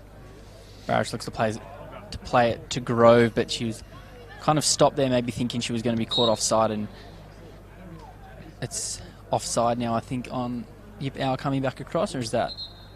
Yeah, offside there, yeah, which is disappointing for Yip Au because she worked hard to get in front and got a kick in the leg for her trouble with 0 result. That's always disappointing.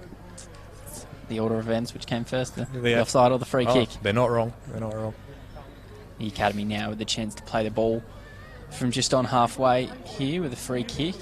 Looks like Demi Nikias will maybe take this one. The academy again getting the chance to force Monaro back into their own half and play the game really in a half-field environment, and maybe look for a way in behind a defence that has held up well so far in this half. Yeah. Barak gets the ball. And they play that short ball there, and you can see the lines in between the midfield 4 and the back 4 there for Monaro.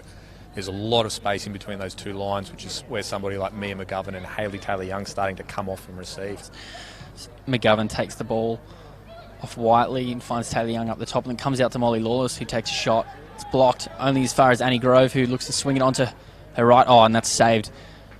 Looked like a goal-bound effort there, stopped by Caitlin Joy, and it's out for a corner now that McGovern and Grove go to take. The academy there, that's our first kind of glimpse we've seen of them really taking their time to work the ball in behind. Yeah, initial rush from Molly Lawless, but then the composure there to go in and drive it into the box and create something. And if it wasn't for Joy, that's probably 4-0. McGovern swings ball in, looking for Taylor Young, who heads it at goal, and it's well saved again by Liana Hall, who's been something of a nemesis for Hayley Taylor-Young at times today. She has got 2 past her, but she's done really well in this second half with a number of saves, and she looks to play it long and get Monaro out of trouble here now.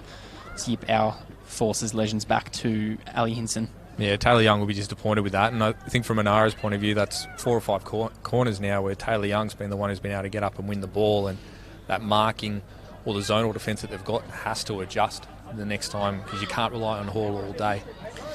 So Taylor-Young swings it out wide to Legends, who finds Taylor-Young back in the middle, and she swings onto her left to shoot, but it's well stopped by Charlotte Grandy, who's giving Taylor-Young no space there, and now Monaro look to work it out through Furlow on that far side, and she almost finds Yip Au in the middle, but now it's Liz Edwards almost breaking through. Her touch is a bit heavy, and it only goes as far as Annie Grove, who can collect, and the academy can work it out. Again, a little bit of a sense of danger there for the academy, turning it over and allowing Yip Au and Liz Edwards to work their way forward. Yeah, absolutely. It is a constant threat there, and it starts with people like Charlotte Grandy and Caitlin Joy at the back there, who the 2 centre defenders are able to win that ball and help them break early. And there's potentially a little bit of fatigue settling in there for Monaro in terms of the distribution of that pass, which loses a bit of momentum and that opportunity to really put the pressure on going forward. Charlotte Grandy, who we spoke about earlier, gave Hayley Taylor-Young a bit of trouble in the first half. She's done well so far, and another great tackle not long ago there, as the academy now look to move it forward through Emily Jensen's throw-in. She looks long for Sasha Grove, who beats her opponent to the ball. Molly Lawless now splits 2 players, brings it forward, and that's well cut out by Grandy as Lawless look for Hayley Taylor-Young. That's going to be the first yellow card of the game. Goes to Sasha Grove there for a slightly industrious tackle on Charlotte Grandy. Probably not who we'd expect to pick up the first booking of the game, Matt Moore. Yeah, no, the big bully Sasha Grove throwing a weight around there, picking up the first yellow card. But again, you see Charlotte Grandy picking up the ball and creating problems, and that last wave of attack from Moronan through there, and just potentially got caught a little bit too wide. A little too narrow. The Monaro strikers in furlough. Yip out with the ball out on the left, looks to play Murin, and down towards the byline. It's a little heavy, and Alex Hinson will now get the ball out for a goal kick. The first real opportunity we've seen where Monaro have had some time around the edge of the area rather than being rushed through a counter-attack. Didn't really come to fruition, but still a good sign that they're able to get into that position. Yeah, they're still trying to work hard, still making those openings, which will be pleasing the coaching staff, and no doubt Ian back in England watching. And here you'd really be looking for Monaro to lock it in. So how do they stop the academy from getting out? Can they pick it up and force them into the mistake? Hinson's goal kick can only find Furlow out on that far side. She scuffs her effort. Because if you can find a chink in the academy armour over the last, so many weeks in the season, it's been that, we mentioned earlier, that second ball from that back line into the midfield as they go to play out. If you can pinch it there or put pressure on, academy do have the tendency to turn it over and create problems for themselves. Olympic were hit and miss with it, but when they did it, they had good success. And Belconnen the other night, as you mentioned earlier, DJ really took it away from the academy early on. Hinson's ball comes out wide, claims that it's gone out. Those claims are verified by the Nathan Shakespeare on this near touch line, and Monaro will now have a throw in a strong position, looking like they might make another change shortly. Cheyenne Gervin warming up on the far side bench. Will be a bit of a different environment for Shay, playing against the side that she orders kits for and organises trainings for in her role at Capital Football. Yeah, something a little bit different and a quirk of Canberra football. The interesting thing will be if she ends up ripping somebody's shirt that she's then got to go water and fix. Might not see her tug back someone through on goal tonight purely for that reason, I think. It's the academy winner throw in on the near touch line in an attacking position. Legends heads down to pick that one up. She looks inside for Bella Barak, who can turn and find an option. She moves onto her left foot and races into the area and looks to fire at goal again. Cut out by a good block from Grandy, and Sasha Grove now from range. And Liana Hall does really well stretching up above her head to claim that one. The recycled effort, Monaro not shutting down that second opportunity there for the academy, Matt. Yeah, absolutely. And you even look back at the first one where Barrett is able to pick the ball up in the middle of the park because Monaro's caught ball side and there's no balance through the middle, which creates the initial opening. And then, the pinball effect, the ball comes straight back. And again, Liana Hall coming to the rescue is, that's a harder save than it looks, that ball right above the top of your head. She's done a really good job there.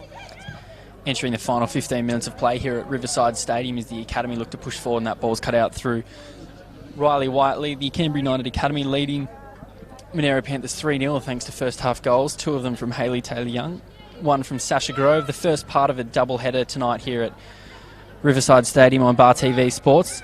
You can catch Canberra FC against Monaro in the NPL 1. That will be called by Isaac Naruzi. That kicks off at 7 after a short ceremony to reopen the refurbished surface here at Monaro, which is looking an absolute treat under lights tonight, Matt. Yeah, it looks fantastic. They've done a brilliant job here. Surface we've seen today has been brilliant in terms of the way it's run. Grass is at a really good length, and hopefully this is the start of big things for this area and the Riverside Stadium, and potentially building to host finals and things like that. It would be good to have another quality grass venue for us to utilise across the region. Absolutely. Liz Edwards replaced now by Cheyenne Gervin out up front there for Monaro. That's their final change of the match after Riley Whiteley, Gabby Marcullen come on earlier in this second half as Grandy plays the ball forward out on the far side. Shy straight in to the thick of the action up against Emily Jensen, who helped her with GPS work over some with Canberra United. A lot of relationships in this side. Shay, she gets set to take a throw in. Yeah, absolutely. Interesting to see how Monaro use Gervin here. Slightly different player to Edwards, and whether they use her more as a potential target player that can then get Yipao off to create a little bit more havoc and ask different questions. If she can occupy the two central defenders and allow Yipao to run through, that'll cause some sort of havoc through there. for Monaro.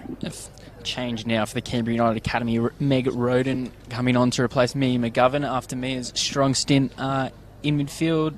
Matt, in your time in the academy, did you do any work with Meg? What can she bring to the table? Yeah, look, Meg technically very, very, very good player. Still developing. Another one who's I think turning 15 this year, but her vision and her work rate is second to none, and somebody that's got the potential to really change a game, but in a different way, so she can find that little extra pass. And having worked with her last year in the reserve grade, she came off the bench and won us a couple of games. So she certainly got some talent there. Straight into the action here, a couple of touches in midfield, playing it out to this right-hand side with Mulhall now on the ball under pressure from Murin, and ball coming out as far as Riley Whiteley. Now back to Legends, turns back towards goal and looks to free Mulhall out on this right-hand side under pressure. She cuts inside Whiteley very well and plays the ball in to Sasha Grove, who can turn and find Hayley Taylor-Young. It's deflected. Liana Hall almost went the wrong way, and it's deflected out for a corner there. Danger again for Monaro, with the academy finding space to work in the box. Yeah, absolutely. And you can see there the exchange of positions, so that just asks different questions again. Taylor-Young's peeled off with Sasha Grove coming in and being able to use her huge frame to hold that ball up and lay it off to Hayley, again asking different questions and different challenges to that defence. Mulhall, I think it is, taking the corner down on this near side, swings the ball in. Hall, another really good claim just on her goal line there. Seems to have been the academy put a few kind of right on top of her head, and she's done a good job of dealing with them so far in this half, Matt. Yeah, absolutely. That's 4 or 5 times now that something's been up above over her head, and she's been able to take it cleanly as well, which is the key. There's no spillage, which means there's no second effort. Sasha Grove races on to this one down in the far corner, under pressure from Zoe Miller, and now it's Bella Barrack who looks to cut inside into the area. Pinballing around in there, and Sienna Summers eventually gets a foot to it to bring it out. Briefly, Barrack again now on the ball on the edge of the area. Her deft touch is cleaned up, and Murinen almost gets a foot in there. Barrack does well to avoid it, and the ball comes out to Legends. Her pass only finds Chris Yip-Aldo, who can now turn on the ball, give it back to Riley Whiteley, and maybe give Monaro a bit of time to reset. Out to Jensen, who now drives forward and finds Bella Barrack. Has some time on the ball and might look to swing it in here to Sasha Grove at the back post, and that's a great ball, and it's gone in. That's a really good find from Bella Barrack there to Sasha Grove. Matt Moore. Yeah, absolutely there. Bella picking the ball up with a mountain of space, and you can see as she gets her head up, takes a touch, has another look, waits, sees that run from Sasha Grove, and that ball is precision. It's a great run by Sasha to start outside and come in, and well picked out by Bella Barrack, and that's just one example of what she brings to this academy team that's going to make them an even bigger threat than they already are throughout the competition, and she's only going to grow in confidence from that. Second goal for Sasha Grove in this encounter tonight. The Canberra United Academy now leading Monaro 4-0, entering the final 10 minutes. Maybe that's us seeing the Academy's second half pressure on Monaro really come to fruition now with that goal. Yeah, absolutely. Fatigue's certainly going to be a factor for Monaro in the back end of this game now. They've chased the ball valiantly all day, but now you can start to see more and more those spaces through the midfield start to open up, and players like Bella Barrack and Meg Roden, who's just come on, you give them too much time and they're going to start to hurt you. But in saying that, there's still plenty for Monaro to build off here. Happy return to football for Bella Barrack, getting an assist for that second goal of Sasha Groves as the Academy now look to play it forward again. It's cut out well, and Grandy can clean up at the back and pop it long forward to Alex Hinson. As you mentioned, definitely positives for Monaro tonight. They came into this game as firm underdogs, you'd say, and they've, particularly in the second half, made a really good showing of it. Yeah, absolutely. They've continued to work, and that what will be pleasing to the coaching staff, both here and Ian watching online, is that they've tried to really apply that game plan. It hasn't quite come off as you'd like, but there's still plenty of positives. They've created opportunities. They've given the Academy some scares with those balls in behind, and we know that Monaro have quality players to come that will ask different questions going forward, and building off their almost result against Tuggeranong and what's happened today, they'll feel confident, especially having not played the first 2 rounds this year, so they sort of can make a late run from behind. The Academy making their final change of the night as Isabel Mulhall heads off to the bench on that far side, and she's been replaced by Jenny Hill, who featured in the reserves game earlier this evening. A talented another talented youngster up front for the academy, Matt. Yeah, absolutely. Great technique from Jenny Hill, and a little bit like Hayley Taylor-Young. Very, very explosive. If you give her half an inch, she'll get behind, and she's a smart footballer coming from a footballing family. And Canberra United Academy alum, big sister Sandra, back in town after a college season in America, having her break as well. So no doubt passing on plenty of knowledge to Jenny. Legends brings the throw in inside to Molly Lawless with plenty of time, and she finds Sasha Grove with her back to goal. Back out to Barak. Has a bit of time on the ball to send Jensen through down to that byline. She does well to turn on a diamond, swing across in, only makes it as far as Liana Hall at the near post. A great turn there from Emily Jensen on the byline. A great claim from Liana Hall. And they can now look to work the ball out from the back here, the host, as Annie Grove gets ahead to it, and the ball comes down to Chris Gibb out in the middle of the park. She swings it wide for Sienna Summers, who can put Murin into some space down here on the left, as Annie Grove comes across well, though, to clean it up, and almost does enough to keep it in on this near side. It'll be a throw-in for Monaro up in dangerous territory. Yeah, absolutely. And again, you can see positive side. So Monaro has been able to get in behind the wide defenders there and ask a different question, and that's forced Annie Grove under a little bit of pressure and unfortunately a mistake. And hopefully Monaro can try and create something from here.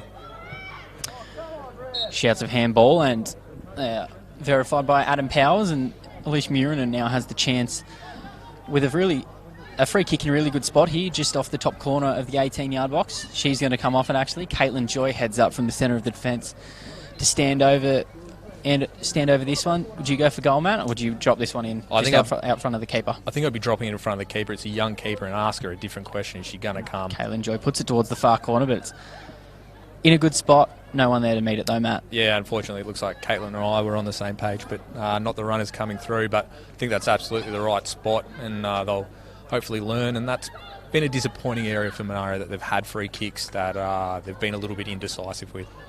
Good tackle from Barak there to win the ball off Sienna Summers in the middle of the park, and Jensen turns inside Marculin and finds Meg Roden, who can now look out to Steffi Legends on this right-hand side. She plays it forward to Jenny Hill, moving inside. Molly Lawless now, Hayley Taylor-Young.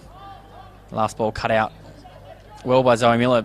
Jenny Hill inside and fires at the near post, but it's straight at Liana Hall, who does well coming down to her left to claim that one.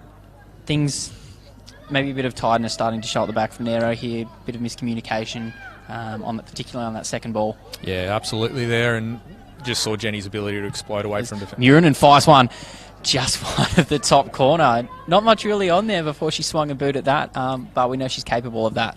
Yeah, absolutely. That would have had hints and spooked a bit there. It looked like for all money that it was going to drift in, and unfortunately just started to drift away. But again, a little bit of creativity, something that's unexpected from a goalkeeper's point of view. You wouldn't often expect to see a player shoot from there, but asking different questions. And again, positive signs that Monaro can build off going forward. Now can they lock the academy in, create another opportunity?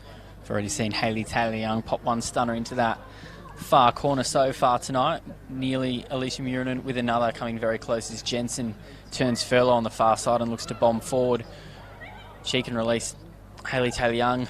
Now with her back to goal, she swings it right to Bella Barak, who now has Legends out in a paddock on the right-hand side, and she has time and space if she can get a cross in now, but almost closed down by Riley Whiteley. Legends still on the ball, finds Meg Roden, I think, at the top of the area.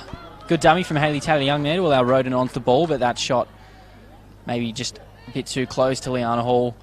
But good build-up play from the academy, and a bit of a change there with Hayley Taylor-Young dummying the ball and giving up the chance to someone else in a better position.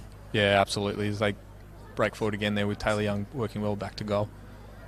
The ball comes inside to Zoe Miller, who swings at it, but it eventually runs through to Liana Hall, playing in a very similar colour to the Canberra United Academy tonight. A little bit of a clash there as she now picks that up and looks to send Monaro forward, almost finding Gervin and Annie Grove. Demi Nikias now cleaning up at the back under pressure from Gervin. Yeah, and you go back to your last point, DJ, about the academy being able to play through. That one only gets as far as Murinen, who again pops one towards goal, and that struck the crossbar. That's an incredible strike from Alicia Murinen, and it's nearly that has caught Alex Hinton off guard, only denied by the crossbar.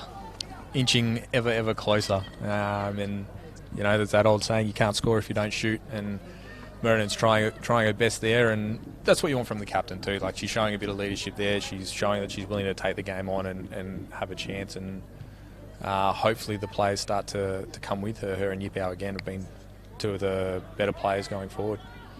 So there's Mark Houlihan, looks to win it in midfield, but it's cleaned up there well by Sasha Grove, dropping a long way back, and Steffi Legends now has the ball out here on the right, and she finds Bella Barrack in space in the middle of the park, feeds Taylor Young, can look to send Emily Jensen through. She races towards the byline, the flag stays down as she cleans this one up and looks to drop a ball into the middle, but Jenny Hill already a bit too far inside to collect that one. Steffi Legends picks it up now on the right and drops the ball in again. Taylor Young gets her head to it, falls back to her, can't get that one on goal, and the Academy look to recycle this one now, but it's just going to be hit too hard there by Molly Lawless for Emily Jensen out on that far side. Good signs for the Academy, happy to bring the ball back out, recycle and look for another avenue to goal. Yeah, absolutely. That's really pleasing to see. And we touched on it in the first half that the Academy for the early part of the season have spent a lot of time in the counter-attack area, and we wondered if they could show a little more patience in the game, and they've done that in the second half today with the recycling of that ball and rotating, and the rotating of positions too. You're starting to see the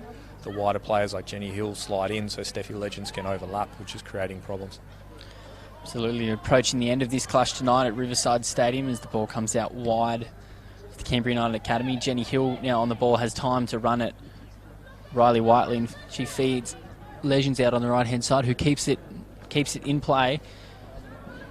Whiteley gets a foot in well, followed up by Murin, who nicks the ball off and plays it forward, where Gervin is one out against a couple of defenders. Never an easy position to be in, and now looks like Meg Roden can clean up and look to play the Academy back in as they search for their fifth and second goal of the second half. That's a really good ball there from Molly Lawless, sending Jensen through. She skips past the first defender, cuts inside a second.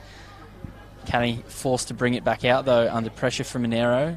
Sasha Grove looking for Roden now, who goes past one, goes past two, comes to the edge of the area. It's a good tackle from Caitlin Joy. It's fallen back to Meg Roden though, and it's cleared by Liana Hall. Another big chance there for the Academy. That's full time here at Riverside Stadium.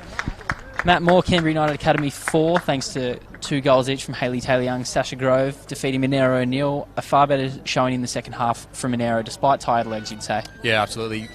We touched on towards the end of the first half as they went down with that one last goal, and we wondered what would the response be, and it's been a great response from them, and plenty for Monaro to build off. I think Heather Garrell could be satisfied with that effort.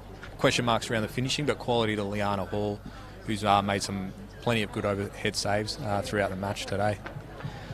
Absolutely. Plenty for Ian Worthington to be happy about as he tunes in from England for this clash. That's all from us for this first match of a doubleheader at Riverside Stadium. Stick around. At 7 o'clock we'll be live again as Monaro host Canberra FC in the NPL 1. That game will be called by Isaac Nauruzi, who's just arrived on the balcony here at Riverside. Thanks for tuning in this 4th round of the National Premier League Women's Capital Football.